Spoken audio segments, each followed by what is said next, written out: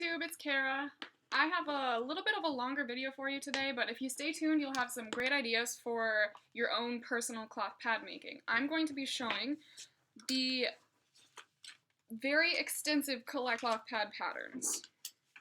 I'll show you how I store them. They're all in this expandable folder, so they're all the patterns divided by these dividers by their size. And then in the back here, I have just some cardstock that I put patterns that I really like on so that the paper doesn't get all frayed around the edges because I trace with marker. So I'm going to start from smallest or shortest to longest. I'm missing one little piece here, yep. Here we go. This is a tiny little liner, thong liner, and it has the insert with it. This one's basically the same, but it's just a bigger size. Any patterns in here that I have printed from online, I have altered them, so they're now my own design. This one, that one. These would most likely all become liners. This one's another one from online, but I changed it. This one's the same one as that, but I really like this one, so I transferred it to cardstock, so now I just have both. That's the biggest thong liner, and actually this one doesn't come with a core tracer, so that's a little weird. That one, when they get wet, the dye from the markers runs everywhere, because you have to use washable markers so that it will just wash easily out of the pads. Okay, this one has 3 parts to it. Comes with this. I actually did not change this one just because I do not use this. So this would be the top layer to it. Then you'd have 2 of these on the back, and it makes a pocket pad. So then it has an opening in the back, and you have different liners inside of it. So then you can pick your absorbency. But the downfall of that is that you can't have PUL or fleece. Well, you can, but it won't hold up as well because the 2 pieces just overlap a little bit, so the blood can just run right through. I did test it, so I know that will happen. There's another one. This is one of my very first ones. That's old. And this one.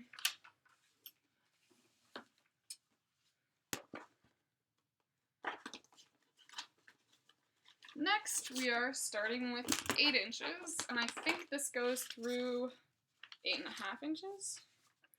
This is another one that I didn't alter, but I don't use it.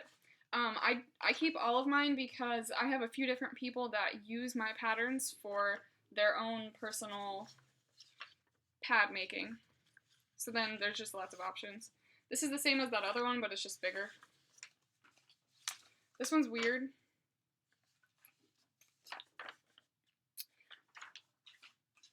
If you've paid attention to my videos, you will see that a lot of my stash videos, or a lot of the paths that I have shown in my stash videos, are from these patterns. This one's the same, but on cardstock. There's that one. This one, I didn't alter it, but I don't use it.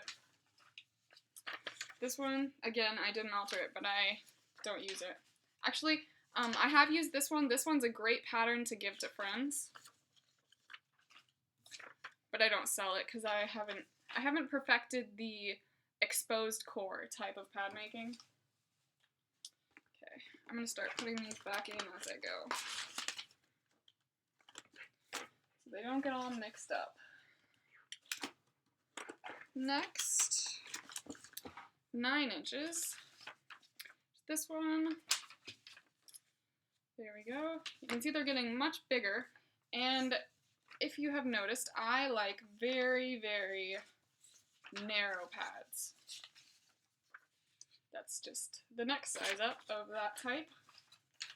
Whoops. There's this. This is another exposed core type. These go together. This is the base and the liner size, and then it's held in with elastics. If you watch my very first video that I ever made on YouTube, it's my cloth pad stash. You'll get to see this pad. It looks really funny. I don't have it anymore though.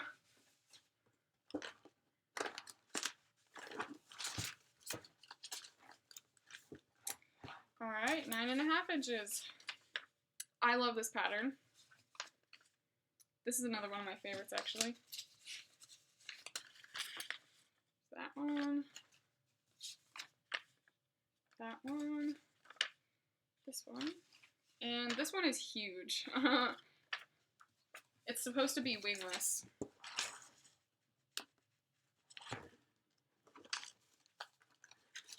Alright. These are 10 and 10.5 inches. There. This one is my Christmas tree pad pattern. This took a long time to make. There's that one. This one is another one that I make for friends often. This one, I love this one. This one is actually in my Dorem cloth pad set. That one.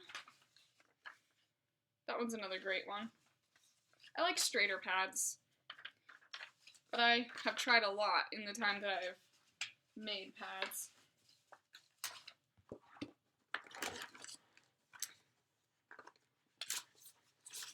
Okay, this is the second to last section.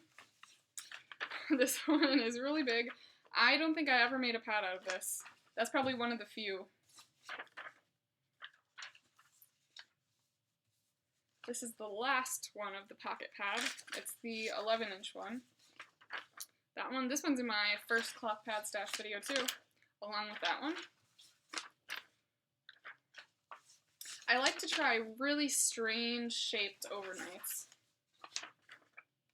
That one's more tapered, and this one is less. That one's big. That one is too. Alright.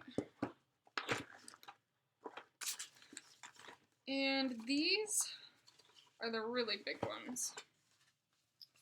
There's this one. This one's in my Dorem cloth pad set. I have one of these in my Etsy shop right now. And this is the thumbnail for my first cloth pad stash video. It's 17 inches long. I ended up giving it to my mom because I never used it. So that's it. I hope you enjoyed seeing all my patterns. I will see you next video.